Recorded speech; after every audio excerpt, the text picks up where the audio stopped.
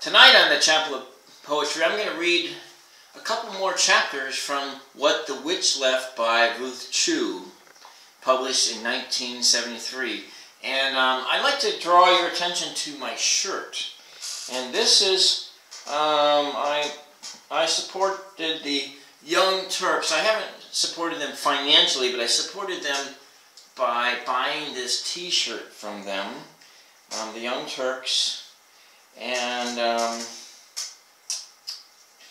this is I think it was a great shirt. This is Shank Uger as Luke Skywalker and Anna Kasparian as Princess Leia, and they, through the media, are battling the evil forces of the American oligarchy, which in today's presidential race is Donald Trump.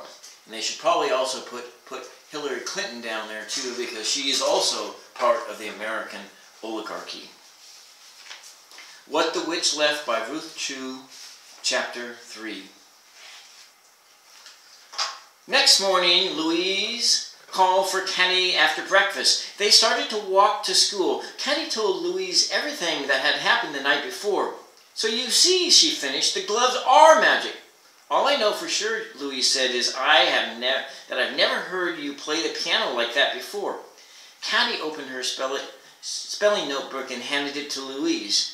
"Your handwriting certainly has improved," her friend said. "That was the gloves," Katy told her. "If you don't believe me, try them for yourselves." She reached into her pocket and brought out the gloves. Louise rubbed the thin, stretchy cloth between her thumb and forefinger. "You know I'm left-handed, Katy. Why don't I wear the left glove and you wear the right one?" Katy took back the right glove and slipped it on. Louise put on the left glove.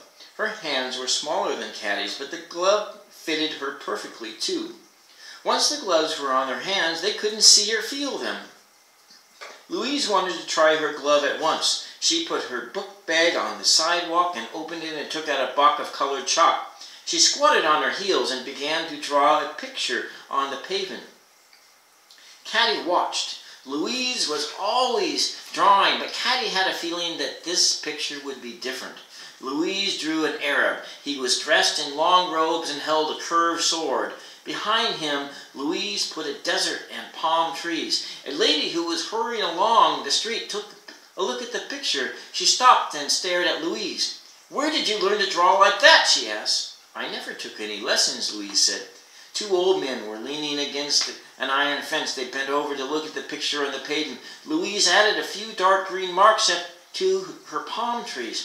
By now, there was a small crowd around the two girls. Louise was enjoying herself. "You can make a fortune drawing like that," said one of the old men. The old lady looked at her watch. "I have got to go." "What time is it?" Katy said. 5 to 9, the lady said. She began to run toward the subway station. Katy picked up Louise's book bag and handed it to her. "Come on," she said. "We're 15 minutes late already." Louise put the chalk away in the book bag and raced down the street after Katy. The schoolyard was empty when they got there. They had to go to the main office of the school to get late passes before they could go to their classroom. Miss Johnson had already called the roll and marked them absent. Katy and Louise gave her their late passes. They went to their seats, which were beside each other in the middle of the second row. The teacher passed out papers for the spelling pretest. Neither Louise nor Katy spelled any of the words wrong. That meant they wouldn't have spelling homework tonight. Miss Johnson stood up. "Now, boys and girls," she said, "I want you all to put on your thinking caps. We're going to write an original story on good citizenship. Remember, these are to be your own ideas. It doesn't matter how long the story, just be sure it's the very best you can do." Miss Johnson sat down at her desk and rechecked the spelling papers. The class set to work. Some of the children frowned and fiddled with their pens. Others started writing at once. Katy had no idea what to write. She put her name and date on the top of the paper. After that, she just kept writing until she had covered both sides of 3 pages. It was a little scary. Katy wasn't sure she could stop if she wanted to. Suddenly, the pen made a period and her hand put the pen down. "Time's up!" Miss Johnson said. Collect the papers. Michelle, in the time left before lunch, the children chose the actors for a play that the class was going to give for the rest of the school. It was a play about the first Thanksgiving Day. Miss Johnson had written it herself. Katy was given the part of Priscilla.